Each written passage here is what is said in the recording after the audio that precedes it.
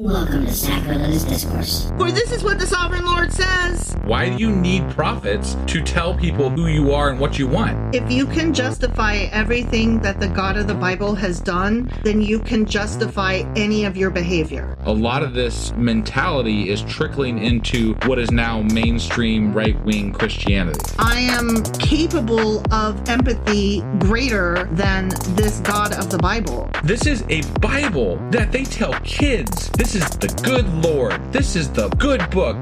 He is fantasizing about murder, mass murder.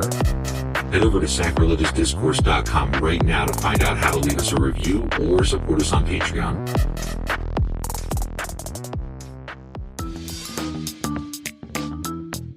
Hey there, sinners and saints. It's your favorite Bible-bashing duo from Sacrilegious Discourse, and we need your help. That's right, folks. We're raising funds for some heavenly equipment and a studio that doesn't sound like it's in the depths of hell. Our current setup, let's just say it's more apocalypse than audiophile. So if you want to hear us dissect the Bible without the background noise of demonic squirrels, chip in a few bucks. We're aiming for $5,000 to upgrade our audio and build a studio worthy of blasphemous banter.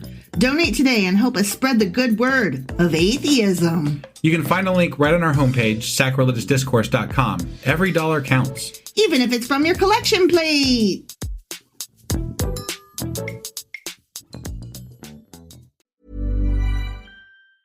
Only Boost Mobile will give you a free year of service when you buy a new 5G phone. Oh, like a BOGO. A BOGO? Buy one, get one. BOGO. Well, technically, it's buy one phone, get 1 year. So, bop goy. Ah, Bop Goy. Get the Boost Mobile Bop Goy deal. Bop goy with Boost Mobile. Bop Goy, Bop Goy, Bop Goy. This is the best idea we've ever had. When you purchase an eligible device, you get $25 off every month for 12 months with credits totaling 1 year of free service. Taxes extra for the device and service plan. Online only. Ryan Reynolds here for, I guess, my 100th Mint commercial.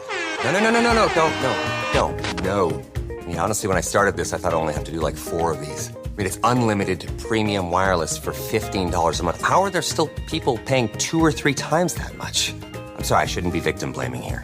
Give it a try at mintmobile.com/switch. Whenever you're ready. $45 upfront payment equivalent to $15 per month. New customers on first 3-month plan only. Taxes and fees extra. Speed slower above 40 gigabytes. See details. You know, as a busy mom, there are a few ways you can build strong muscles. You could get a gym membership which you'll never use, buy all sorts of expensive equipment for your garage that you'll forget you have, pay for a personal trainer that you'll never have time to meet with, and buy a fitness watch that only makes you sad every time you look at it. Or you could go for an easy run and try some milk, which helps build strong muscles. Visit GonnaNeedMilk.com for more info. And please, don't make yourself sad. Husband! Wife! Do you even have a clue what the fuck we're doing tonight? Finally not being too sick to do a podcast. And speak for yourself, but starting a new book. Yeah, we are starting a new book. Yes. So what are we jumping into now? We're jumping into a book that literally until like maybe 3 weeks ago, okay, I'll give you a month. I'll be generous. I never even heard of this. Like, I didn't even know it was a book because we're in the minor prophets that the minor. Yeah, the way minor leagues. Like, who the fuck's heard of these people? This guy's name is Micah. Micah. Yeah. Like, I didn't know that was a guy in the Bible. I did. I've heard, because you hear people talk about people's names and like, oh, that's from the Bible. And I've heard people say that before. I believe you. So. I'm here to tell you, I don't know shit about shit. And there's only 7 chapters of this guy. Yeah. So I don't even feel bad. No? No. I mean, there was less chapters of Jonah. There was only 4 of him, but he was a bigger deal. He got swallowed by a goddamn whale. He did. Or a big fish, depending who you ask. Right. So, I mean, I don't think anything happens to this guy. I don't know. Nothing, huh? I mean, I have a little bit of an intro, but I think it's mostly like more of the same. Got it. So Micah, 7 chapters. Let's do it. All right, let's do it. Okie dokie.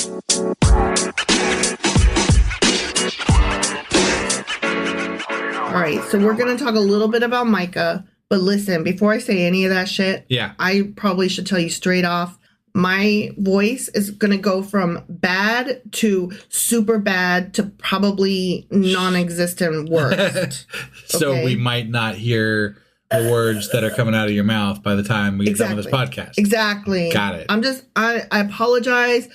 Laryngitis hit me about a week ago, and then I felt fine, and then you didn't. Except then I started to get a cough, and I was like, "Wait, aren't you supposed to get a cough and then lose your voice?" But that's not what happened to me. Right. And I think you got pummeled by like multiple different things at multiple different times. Because then it was like I lost my voice, and then like 3 days later I got a cough, and then like 3 days later I had fever. Right. And I'm like, what the fuck? This is all in the wrong order. Yeah. Y'all are doing me wrong. Right. So I was sick. I'm on the upswing now. I feel fine, but my voice is still like, the hell you say. So I'm just letting that be out there. Yeah. Apologies. Okay. Here's the other thing. I still am not impressed with Micah because I give wife shit all the time because wife always undersells every single podcast we ever start. Like every time we get done with the intro, he's like, God, could you sound less excited? And I'm like, what? I'm just being honest. I'm just being authentic. Like, this is my impression. I'm telling, this is what I bring to the table. The impression that you get? This is the impression that I get. Got it. Yeah. It's the impression that yeah. Okay. I was just making sure that you knew that I knew. Oh, yeah. Okay. Yeah. It's just, I don't know how else to be. Like, this is how I am. I did a little bit of research on this guy, and now I'm going to tell you my thoughts on it. And that's what this is, right? No, I got it. But sometimes you're like my co-host, and other times you're like the producer, and other times you're like the marketeer. Yeah. And so you make my job, you make a lot of my jobs difficult. Yeah. And the majority of my jobs. When you're my co-host, you're like, yeah, authenticity. Yeah, totally. But then like, as soon as you put on any of those other hats, which you never take off, you're like, bitch, can't you just? And I'm like, no, I can't. I'm sorry. I always forget that I'm supposed to. But you know what? Here's the thing.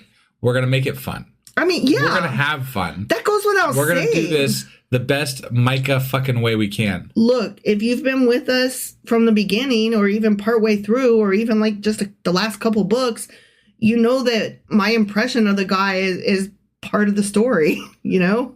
The impression of the person we're talking about? Yeah. Oh, okay. Yeah. Okay. Like my impression of I thought you meant God or, I didn't know what you were talking about. The guy, the character, whoever we're talking about, my impression is part of the thing. Sure. You know? Yeah. And my lack of ability to upsell, part of it. What is your impression of Micah? What's Micah all about? Well, that's what I'm saying. Like, I didn't know anything about this guy, so I'm going to intro a little bit. I'm not going to go too deep because we'll be covering them again very shortly when we do the wrap up because there's only 7 chapters. Sure. Okay? Yep. So, all right. This book records the sayings of Micah. Micah. That is all there is. Whose Hebrew name is Micah-yahu. Micah-yahu. Meaning, who is like Yahweh. Okay. That's what it means? Yeah. Okay. Who's like Yahweh. I'm sorry. I got lost in the silliness that was going on there. That was Disney. I was seeing Micah Mouse. Got it. Micah Mouse. Got it. Okay. Or Micah-yahu. Because he's like Yahweh. Got it. Okay. Yeah. Micah was an 8th century BCE prophet from the village of Morsheth. Seems like a lot of these minor prophets were from that same-ish time period. Yeah. Like those, the earlier 700 to 800 BCE time frames. Earlier, and I'm like, no, we already did all that. Right. It's weird because we kind of like in the Old Testament, you kind of end up going backwards at the end. Mm-hmm. So I don't care for it. I don't either. It's a weird transition. It's a weird way to read. I feel like we're reading it wrong, and we weren't given instructions because the Bible doesn't come with instructions. And so you're just like reading it straight through because that's how books work. Well, there's plenty of things out there that tell you how to read the Bible. Okay, but you're supposed to just be able to pick up a book, right? That's the word of fucking God. Right. And it either speaks to you and says, read me in this particular order, which is not the table of contents. Or you read it the order that it is in, which is the table of contents. And it's the word of God, so it like moves you to understand, and your brain just like automatically shifts stuff around like fucking Tetris. I think some people use it like a Ouija board. They just open it up to a page and like That's what I want to read today. That's what I'm reading today. Right. Yeah, but I mean, we read it like a book, you know, which it's a book. So yeah, that's how you read books. That's how you read, unless you are reading. I think it's Japanese books. Some Asian form of book. They read books in the opposite direction. They do. I don't know if you knew that. Yes, I did. I've read some manga, and boy, it took me a minute to figure that out. Pretty sure it's Japanese. Is it Japanese? Yeah. That's what I said. See? Yeah. So, no, I was just go me. Yeah. I didn't want to, like, I thought it was Japanese, but then I didn't want to be like, it's Japanese, and then be like, oh, fuck, what if it's other things too? Like, well, it might be other things too. I don't know the answer to that one. So I don't know. I know a lot of the manga comes from Japan, and that I've read. Not that I've read a lot. So anyway, so Micah was from that same fucking time period of village of Morsheth, which is a town in southern Judah. And he lived during the reigns of Jotham, Ahaz, and Hezekiah around 750 to 700 BCE. Okay? Yeah. So this would have been during the period when, after a long period of peace, Israel, Judah, and the other nations of the region came under increasing pressure from the aggressive and rapidly expanding Assyrian Empire. Okay. Yep. Because we're in the same thing we've been dealing with. Yeah. Right. I'm just telling you, make sure you know where we're at. Yep. Assyria still again. Right. Okay. In the book, Micah reproaches unjust leaders and defends the rights of the poor against the rich and powerful. So I really did undersell this because he is pulling some serious Jesus-like preachery and going, stop being bad leaders and oppressing the poor, you political fuckfaces. Right. And that's one thing I did like about the early, like the Exodus Bible and Leviticus Bible stuff, yeah. where they talked about the, treating the poor equitably. Mm-hmm. And I thought that was a very good endeavor to seek out, Well, those early laws were about treating the poor equitably. This guy is not just saying we should treat the poor equitably. He is actually yelling at the oppressors saying, you fucking suck, you pieces of shit.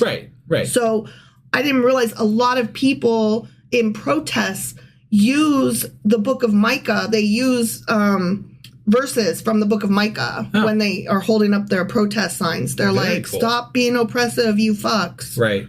Micah chapter whatever. Sure. Okay. Because I'm sure it says that somewhere. Sure. Right? So he's reproaching unjust leaders and defending the rights of the poor against the rich and powerful while looking forward to a world at peace centered on Zion under the leadership of a new Davidic monarch.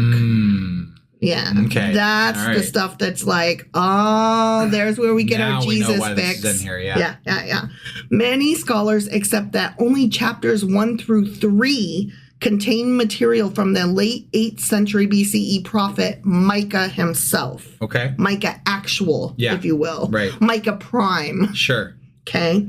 According to those scholars, the latest material comes from the post-exilic period after the temple was built in 515 BCE. Okay. So that the early 5th century BCE seems to be the period when the book was actually completed. Got it. So that's like a 250-year period, it seems like. Yeah. That they were collecting all this period, stuff. It seems like there was a lot of things that were kind of finished. Yeah. At that point. Yeah. They were doing a lot of uncovering papers and stapling them together and finalizing stories. Right, and figuring out what version they wanted to sell to the future and all that kind of stuff. Yeah.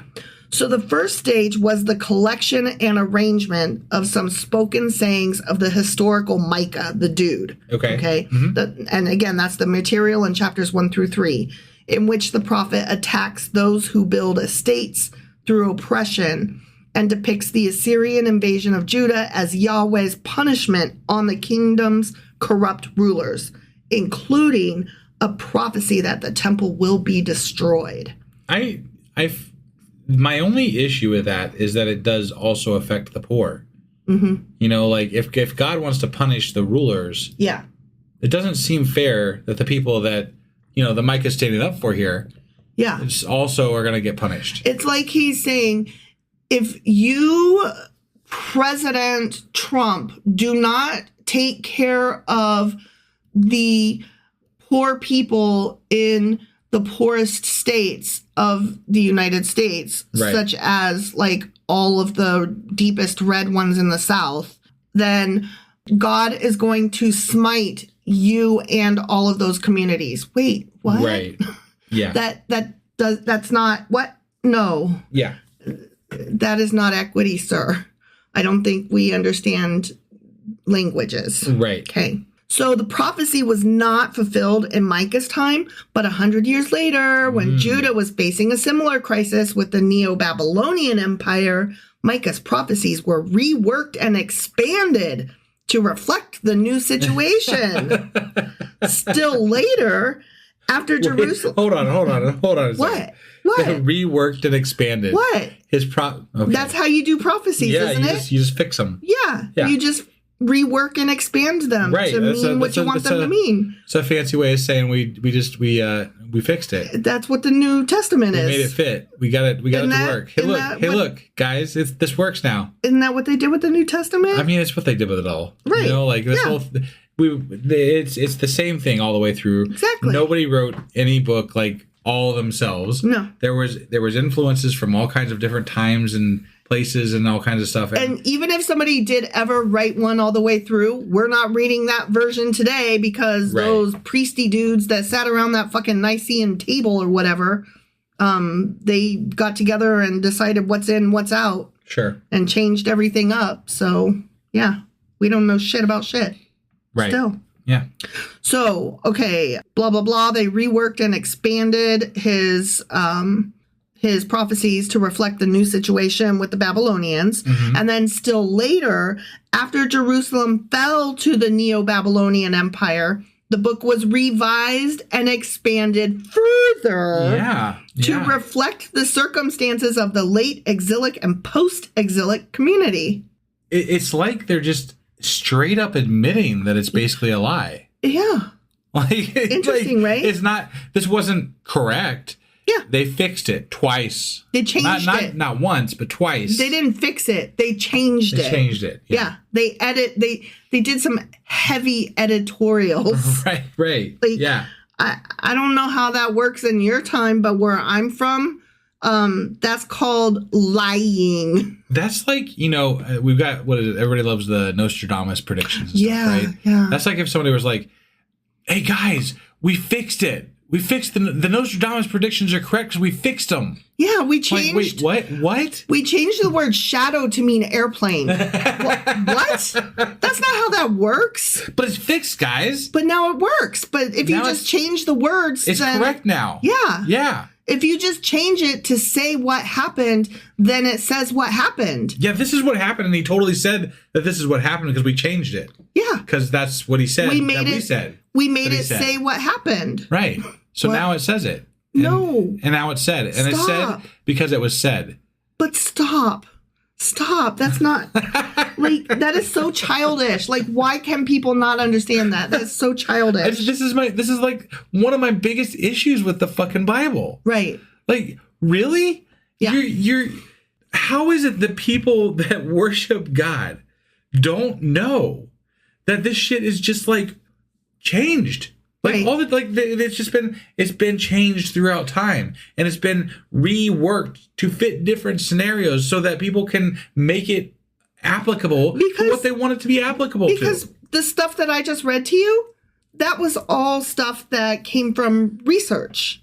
Sure. Not the Bible. Right. Everything that we just read, I got from research. It's nothing that you're going to find in the Bible. And Christians only read the Bible, and at that they only read assigned homework. No, you know? I get it. I mean I know why people don't know these things, but to have something this important be such a large part of your life and not care enough where to it came read from it or further. what the common consensuses are on things, It baffles me. Well, toward that, it baffles me that you tell me this is the word of God and how important it is and not to blaspheme it or what the fuck ever. Right. But you haven't even read it. You haven't read it, and moreover, you don't know anything about it, really. Yeah. Not on any real intellectual level. Why am I taking this more seriously than you are? You know, why am I right, yeah. Like, why am I putting more time and effort into this than you are? That doesn't make any fucking sense. This is supposed to be the most important thing in your life. Yeah. And you don't really care enough. You're still going to eat the fucking donut and repent later, I guess. Yeah. You know? Right. Or whatever. Yeah. All right. So let's start Micah chapter 1. Okay. The word of the Lord that came to Micah of Moresheth during the reigns of Jotham, Ahaz, and Hezekiah, kings of Judah. Okay. The vision he saw concerning Samaria and Jerusalem. So that is what we are calling verse 1, that in other texts would be referred to as like the supra text. Yeah. Like an intro to Okay. explain what the chapter is. Got Okay, it. so now we're entering chapter proper. Okay. Hear you peoples, all of you, listen, earth and all who live in it. Listen, you fucking earth. That the sovereign Lord may bear witness against you, the Lord from his holy temple. Look, the Lord is coming from his dwelling place. He comes down and treads on the heights of the earth. I hate it when he does that. Right.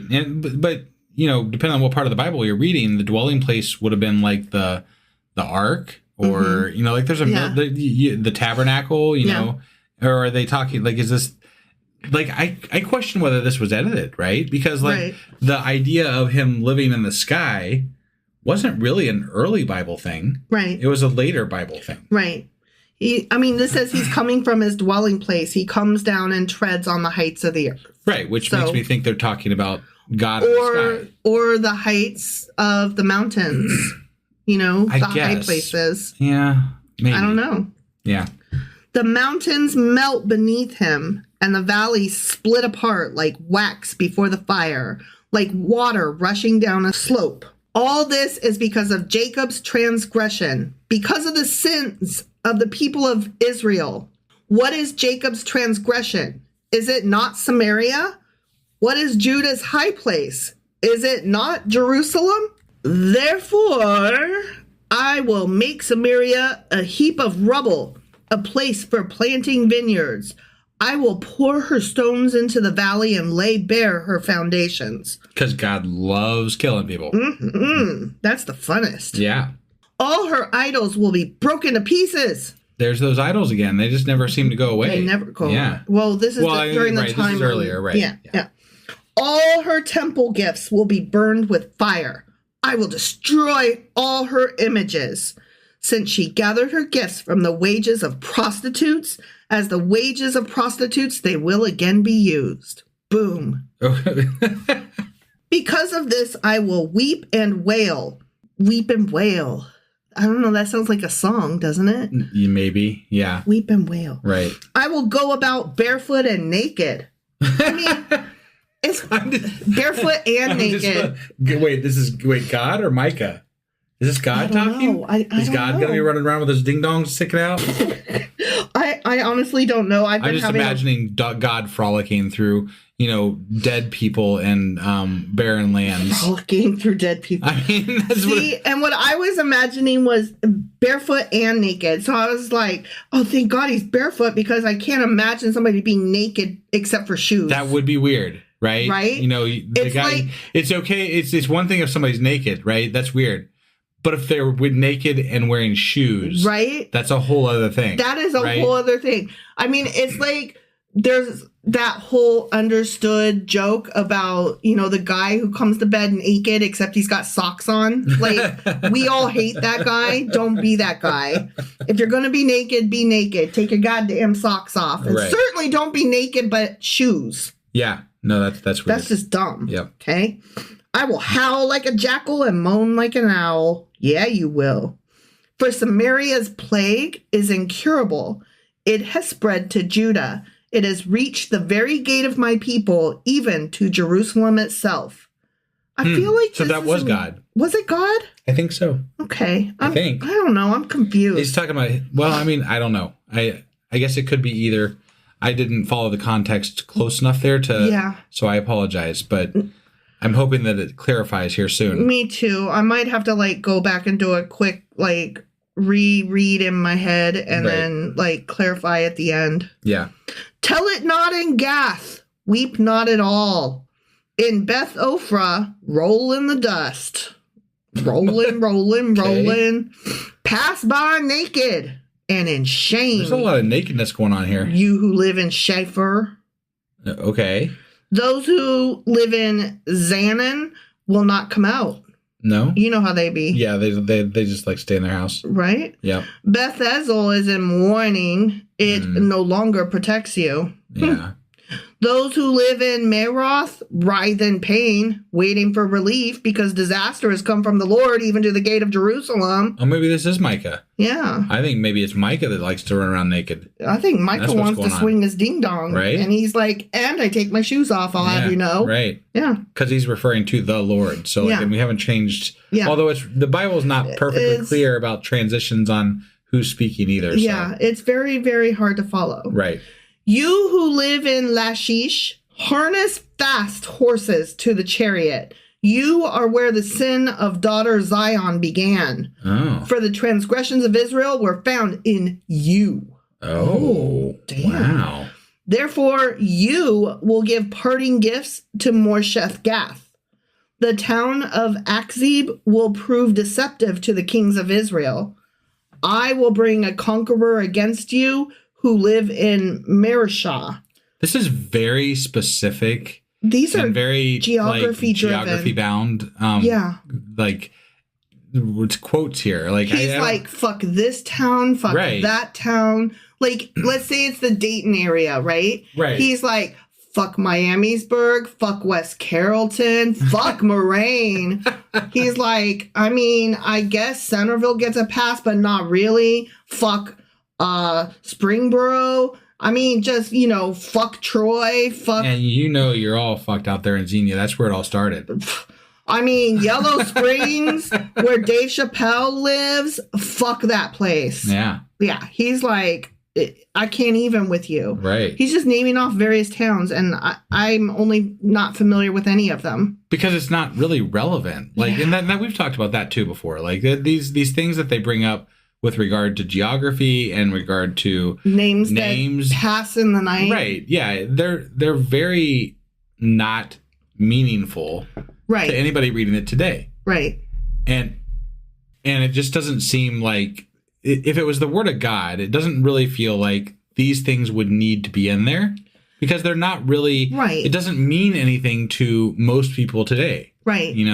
Like, I'm not saying that you should make the towns be more relevant and current. No, what I'm saying is, could you, I don't know, maybe just not have so many of them that we don't know or it should be more story driven instead of like geography or person driven, right? Yeah. Like, it's not, if it's the word of God, you should be conveying an idea and not geography. Yeah, no, right? I totally agree. Because, like, there's that whole saying, you can't kill an idea. Right. The idea is what lives on. Sure. The idea of Christianity is what lives on. We don't give a fuck about the name of the people and the towns. I'm not saying you can't never say a town. Well, sure. But in this context, where we're just listing off names of towns, it seems it takes us out of the story. Right. Right? Like, it takes you to, oh, we're just listing off fucking places in Israel. It's like, fuck this rock, fuck that ditch, fuck these trees. Like, okay. I don't care. Sure. Right. I guess. Sure. Like, that restaurant closed a few years ago, buddy. It's so funny. Like, I've lived in the Dayton area for 24 years now. Yeah. And since I have lived here, I have seen so many changes in stores and restaurants just in 24 years. Well, yeah. And just in the little area of Dayton that I've lived in, Yeah. Like this little, I don't know, like 40-mile radius, maybe? Mm-hmm. Would you call it? Sure. And there have been where you and I met was an international fucking chain store that is no longer open. Right. And a big one at that, yeah. you know? Yeah. And it just kills me, like, how much has changed in 24 years. And we're expected to give a shit about fucking towns that... In 800 BCE. Yeah. Yeah. Like, I can't even with this. Right. You know, there was a place called Woody's. Yeah.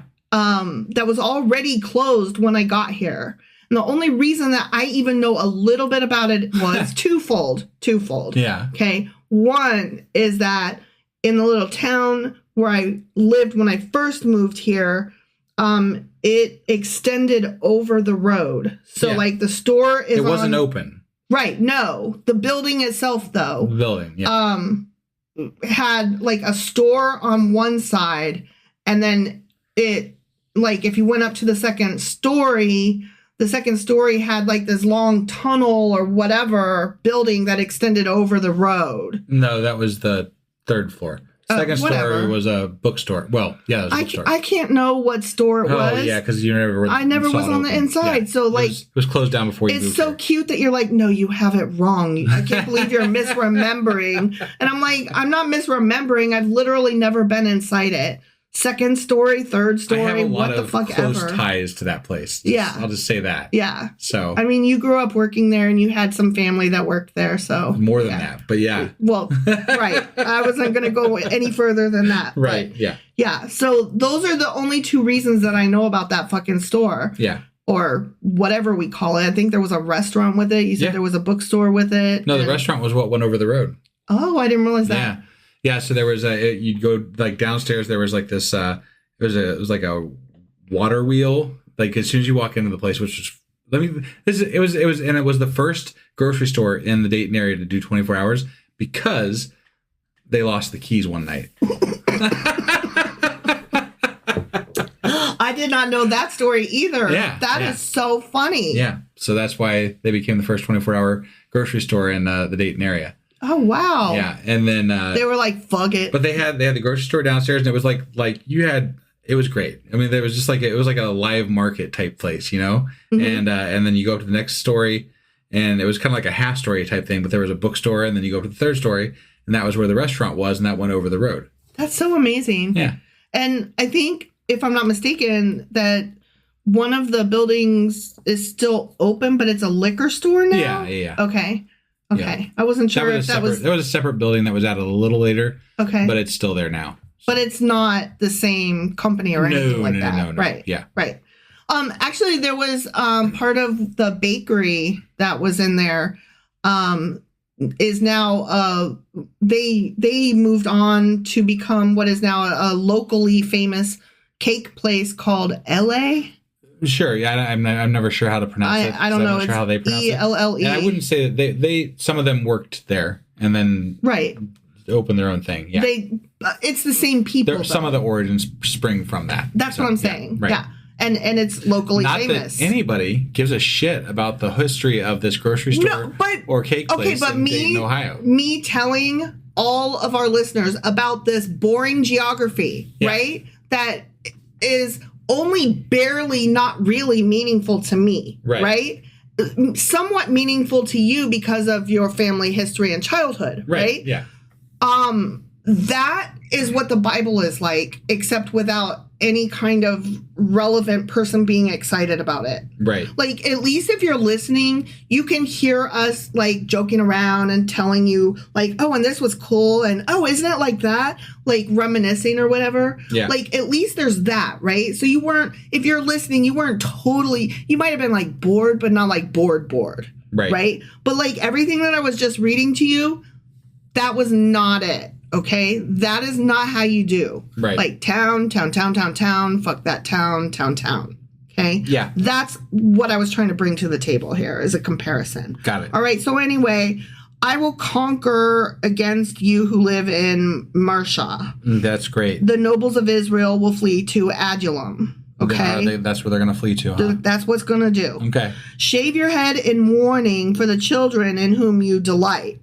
Make yourself as bald as the vulture, for they will go from you into exile. The end.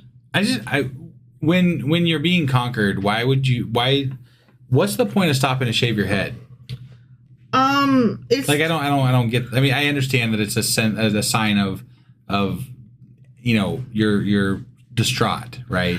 And it's a sign that you're upset or something like that or whatever. There's some symbolism to it. I don't think that it's just the distraught or just the being in mourning. I think it's also supposed to be giving yourself into it. Like, it's going through this motion. You know what I mean? Got it. Like, you put on the sackcloth and you sit in the dust, right? Because you're repenting. And that action is, I am doing this action because I don't want to have anything distracting me from my repenting, right? That's what the sackcloth is about, right? The sitting in the dust is because I don't deserve anything but dust, right? And so I think that the shaving of the head is like part of, I'm giving myself into the mourning, and this is what I am. This is what I'm doing now. Got it. Yeah. It's not just like a symbolic act, because that would be so shallow as to why bother. You could shave your head and then you did the symbolism, but tomorrow, like, you're still bald. Got it. So, like, you have to actually mean it when you're doing it. And that's what the big deal is. Sure. And I looked it up somewhat. And there's some sense of humility before God and deep sorrow. And basically it's a physical manifestation of the humiliation that has happened to you and the defeat that has happened to you. And it's another type of circumcision, if you will. Sure. You know, you're laying yourself bare before cutting God off a piece of yourself. Yeah, right. You know, to show that you're sacrificing part of yourself. Yeah. Right. Yeah. I mean, that's what I said. You're cutting off a piece of yourself, you know? I guess that makes a little bit of sense. Yeah. Maybe. Yeah. I can accept that, I suppose. I'm not saying I would ever do it because I'm not that deep, I guess. Look, I have suffered tragedies and I have done the big ugly cry, but my feeling and my crying is enough that I don't need an outward further show of it. To be fair, there is something even in today's culture with regard to, like, when people tear out their hair or cut their hair in some sort of a mental breakdown or something like that symbolizes some sort of an angst or like when Britney Spears did the whole bald thing. No, like if you see someone that's like chopped their own hair off or something. Yeah. That symbolizes something to us, right? Right. Like there's some sort of something happened. Wow, what happened to you, man? Right. Like, you know, like that's or like when a woman goes through a really hard breakup and comes out afterwards, like a few weeks later, and has a brand new hairstyle. Sure. It's not because she's like, you know, I ditched that dude and now I'm pretty. It's because she's like, I need something new in order to feel good about myself, because right now I feel like the ugliest, shittiest piece of shit. I'm lonely and I'm sad and something got to give. So, yeah. I mean, I guess changing your hair up. I'm trying to be fair to the fact that, like, I'm not really, like, we get caught up in the language that gets used in the Bible, and it's the same things that they say over and over again. So some of it gets caught up in this whole traditional way of dealing with the mourning and dealing with these certain circumstances that feels too contrived in the Bible. Right. But there is some sense of actual symbolism to some of those actions, I think. You're right. So, I mean, I've got a haircut after a hard time before to just try to feel better for a minute. Yeah. You know, something new. Right. It's kind of like that. The whole reason that New Year's is a great time for resolutions and stuff, because you've got the momentum of the fresh start. And that's what the haircut is supposed to be. Or like some people do like shopping as catharsis. You go shopping and, you know, you get a whole new outfit or whatever. Right, right. And you've got that whole like fresh start momentum going. Yep. All right. Well, that was Micah chapter 1. Sure as fuck was. Did you have anything else to add about Micah before we get out of here today? Nope. All right. Don't know what else to say. It was Micah. Go cut your hair and Don't be in one of those towns. No. Yeah, don't go in those towns. Because you're going to get it. Apparently. If you didn't got it. All right. Hopefully we'll be feeling a little better by tomorrow, and we'll do another one. And so we will be back with probably chapter tomorrow 2. with chapter 2. Yep. See you then. Bye. To get people excited about Boost Mobile's new nationwide 5G network, we're offering unlimited talk, text, and data for $25 a month. Forever. Even if you have a baby. Even if your baby has a baby. Even if you grow old and wrinkly and you start repeating yourself. Even if you start repeating yourself. Even if you're on your deathbed and you need to make one last call. Or text. Right, or text. The long-lost son you abandoned at birth. You'll still get unlimited talk, text, and data for just $25 a month with Boost Mobile. Forever! After 30 gigabytes, customers may experience slower speeds. Customers will pay $25 a month as long as they remain active on the Boost Unlimited plan. Forever. You know, as a busy mom, there are a few ways you can build strong muscles. You could get a gym membership which you'll never use, buy all sorts of expensive equipment for your garage that you'll forget you have, pay for a personal trainer that you'll never have time to meet with, and buy a fitness watch that only makes you sad every time you look at it.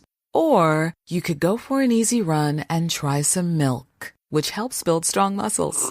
Visit GonnaNeedMilk.com for more info. And please, don't make yourself sad. You know, as a busy mom, there are lots of ways you can help yourself fall asleep. You could stare blankly at the ceiling and replay every conversation you've ever had, count sheep, have a debate with your pillow, give up caffeine, try acupuncture, and buy a weighted blanket that will make you sweat profusely. Or you could try some milk, which has nutrients that support healthy sleep. Visit GonnaNeedMilk.com for more info, and for everyone's sake, please don't give up caffeine.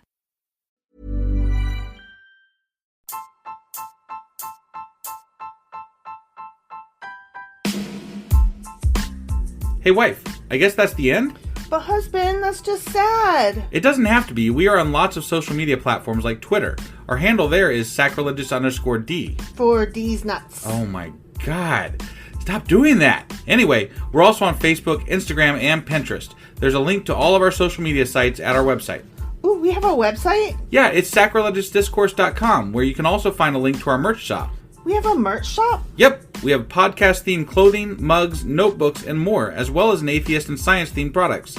Wow, our fans should really go check that out right now. Definitely. They can get in touch with us by sending an email to sacrilegiousdiscourse@gmail.com. But before they do that, we could really use some help. Oh yeah? With what? Well, it's not free running the podcast, and we need some financial support in order to get better equipment, which will free up time so we can concentrate on our podcast and our fans. Okay, so what should they do? Head over to patreon.com/sacrilegious discourse and sign up as a contributor on our podcast. Supporters there receive additional bi-weekly episodes that we record just for our Patreon members for as little as $2 a month. Also, we'd really appreciate it if you would like and subscribe on whatever platform you're using. And Apple Podcast reviews help us out tremendously. Like and subscribe, leave an Apple review, join us on Twitter, support us on Patreon. That's a lot of instructions. Don't forget to say thanks. Thanks. Okay, bye.